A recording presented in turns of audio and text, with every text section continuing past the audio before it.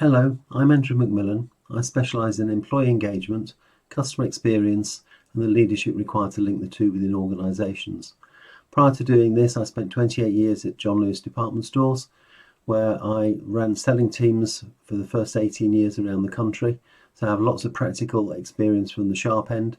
And then my last 8 years at John Lewis was spent in head office, responsible for customer service and selling standards around the 26 department stores as it was then, about 20,000 people around the UK, which I loved. It's a fantastic job, fantastic opportunity.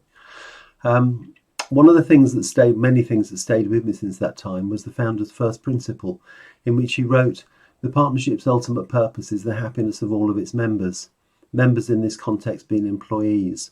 And if there's any secret to what I do for clients or what John Lewis does, it's understanding you build this from the inside out and create a great atmosphere for your employees where they feel really cared for, and then reflect that out as your customer experience.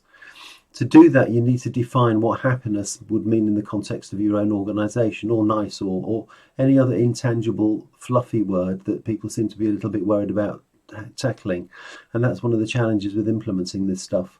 Ritz-Carlton hotels in US, who have got a great reputation for customer experience, are one of my favourite definitions. They talk about being welcome, wanted, remembered and cared for.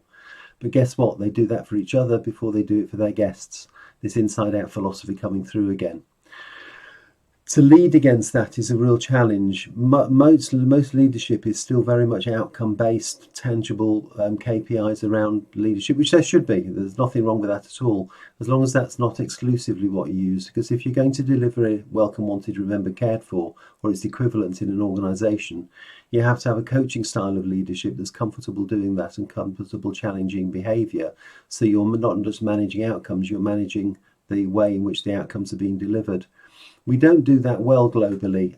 Gallup issued a survey result a few years ago now on leadership globally, which said 65% of employees globally would prefer a new manager over a pay rise, which is quite shocking when you think about it. So we haven't got that right, and I think we've got a long way to go to become very much a behaviour-led organisations rather than purely outcome-led organisations. And that takes me to my last quote, really, which came up on a LinkedIn feed about 5 years ago, which said, "Being a love brand isn't rocket science, you just have to be lovely. It's simple but not easy." What I've just explained in 2.5 minutes is really, really simple. The execution is a real challenge, and I talk about that a lot in presentations.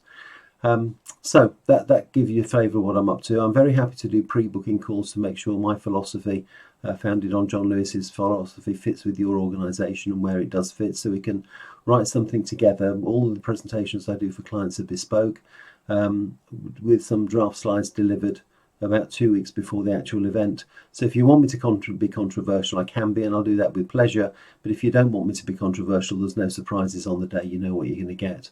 I tend to illustrate all the points, which you haven't had time to do in this video, with clips of video or stories from my experience in John Lewis and beyond, to make them memorable and fun.